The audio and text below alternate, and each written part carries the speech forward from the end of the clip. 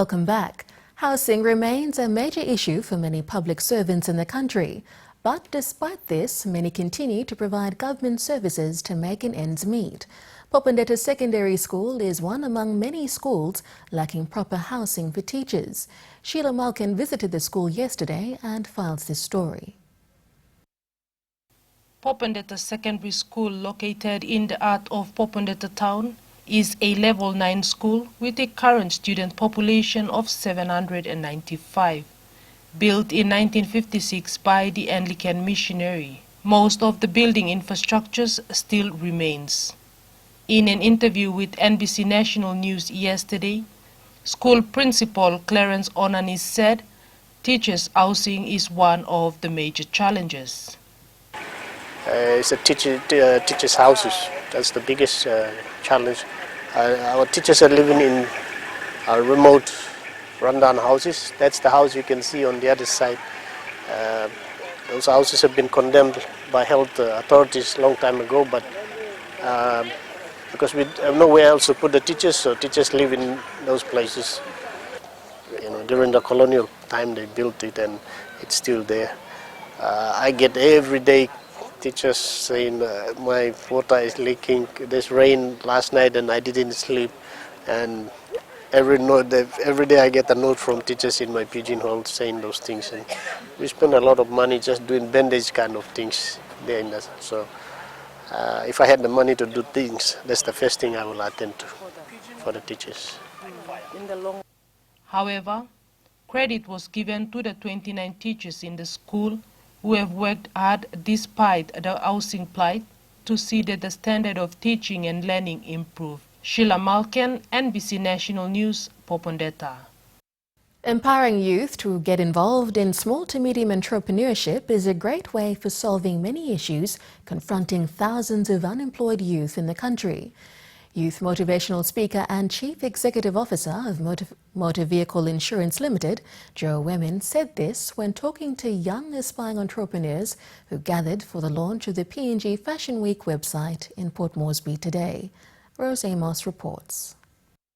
In a small but a significant occasion where various learned speakers were invited to speak to young aspiring entrepreneurs, particularly the local fashion designers, Chief Executive Officer of Motor Vehicle Insurance Limited, Mr. Joe Wemin, who spoke on empowering youths, says for a nation to prosper, the potential of youths must not be undermined. I believe that society will not change, the country will not change, families will not change, community will not change if there is no creativity. You can everything, but if there is no creativity, our potential will be stagnant. It is another story of realizing and visioning, dreaming, but we will not realize those potential converted to opportunities for our people to benefit.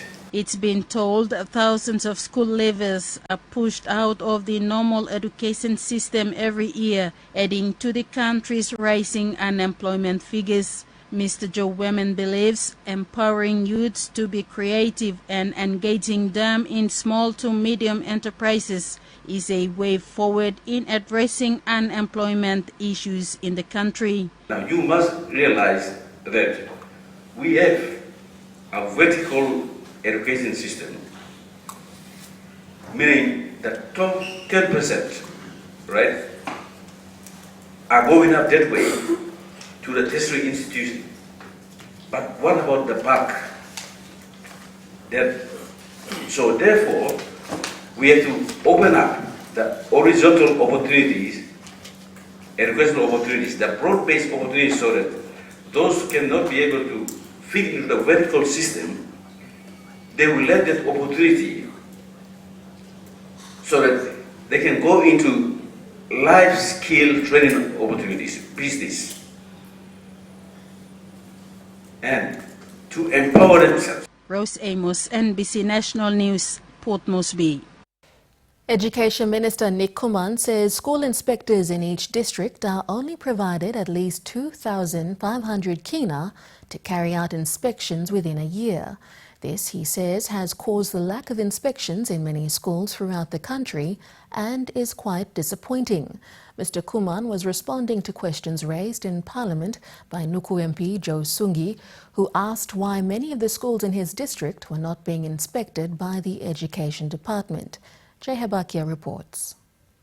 School inspectors are expected to inspect schools throughout the country to ensure teachers are in class and the right curriculum is being taught to students.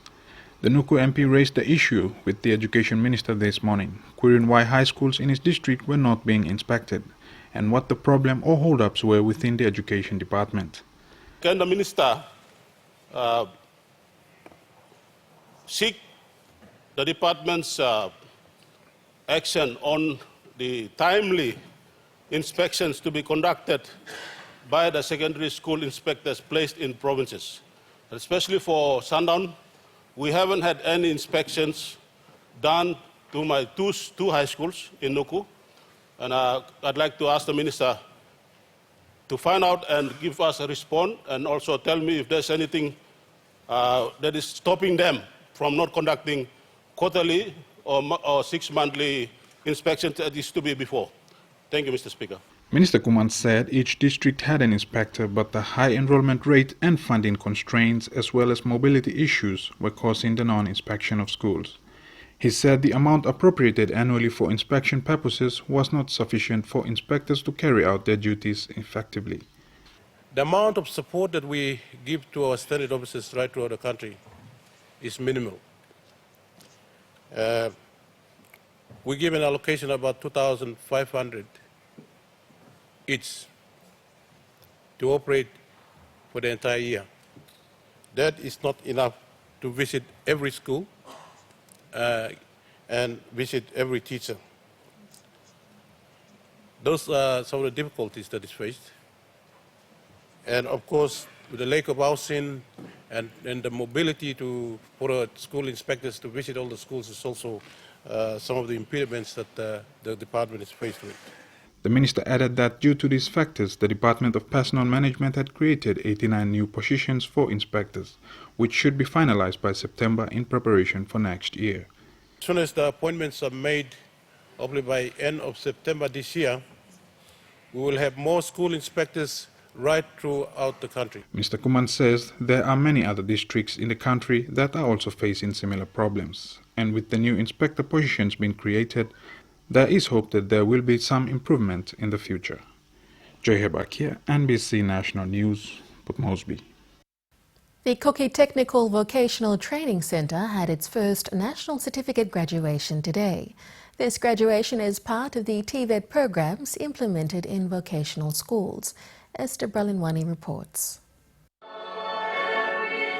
With a rise in the need of technical workforce in agriculture, mining and mechanics, the National Department of Education has come up with the TVET programs to develop workforce in the country.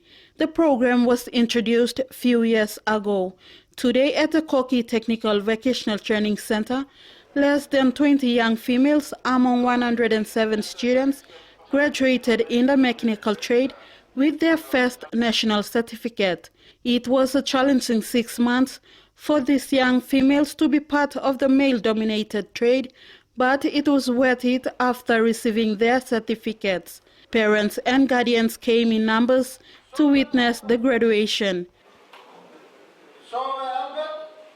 The future is bright for these young students as they will have a chance to fully complete their qualification through the affiliated schools. Highlands will be Simbu and Naenga, and of course Pomtech will become a Polytech in the years to come, and of course Ley is the Polytech for Mombasa region, and Medeng is being identified to be another setup of Polytech.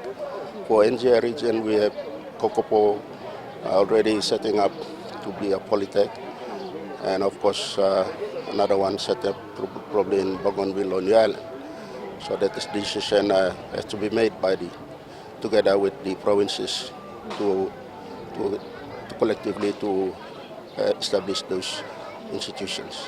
Some students received awards of being the best in character and performance as well. The programs offered at the school varies from the fields of mechanical trade. NC1 students, NC1 motor mechanic, auto electrical, metal fabrication and welding. We graduated for NC1. Esther Berlinwani, NBC National News, Port Moresby. Stay with us on NBC National News.